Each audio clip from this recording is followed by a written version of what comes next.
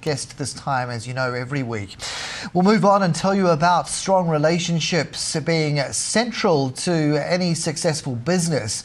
Relationship Audits saying that it has developed processes and systems that will help organisations measure, manage and maximise the potential of business relationships and in turn make them more efficient, productive and profitable. How though do you actually gauge that's occurring? Well, for more, I'm joined by the company's Global Managing Director, Simon Rhind-Tutt from our Melbourne CBD Bureau. A warm welcome to you. Thank you very much, Carson. Where are the deficiencies to date? Why the need for a shake-up in this space? Well, I think one of the things that we've realised, and many of our clients are coming to us for, is the fact that they realise that businesses don't just have relationships with businesses, but people have relationships with people.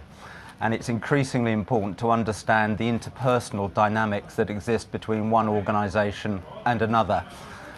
Most organisations these days are looking for increased productivity and efficiency. And numerous clients are coming to us really to look and to find and to measure and to benchmark, if you like, the commercial X factor that can actually make a substantial difference. If I may give one example, one procurement director of an international publicly quoted company estimated to us last year that he had gained just over 20% increased efficiency solely because the two parties were actually playing and working together much, much better. What tends to be the missing link? Well, the missing link is very interesting. The missing link is people not talking to each other. I think one of the factors of particularly modern day business is that people aren't actually meeting as often as they used to. We've seen the increase obviously in emails, increase particularly in international companies in the use of voicemail and teleconferencing. But at the end of the day, as I say, businesses don't have relationships with businesses, people have relationships with people. And the need to have personal relationships and to actually understand what's going on is becoming increasingly more important in a remote working environment. Isn't the problem, though, that it is so much of a revolving door? You talk about the X factor. What about Generation X? With near no commitment to any role, you could well argue, always looking at the next opportunity and forever, therefore, frustrating that idea of a proper relationship. I think you're absolutely right, and one of the things that we've been involved in increasingly over the years is the whole concept of training Generation X. A lot of kids coming into the business world these days, and we're hearing this from HR directors the world over, is that they're not being taught at home, if you like, the social skills. They're a generation that have been taught that winning isn't necessarily everything. Yes. And also a generation, Simon, that know it all. Now, how do you break through? How do you break through that mindset? Well, I think the onus is on companies to actually train them. And the companies are doing now training that 10 years ago they would have never had to.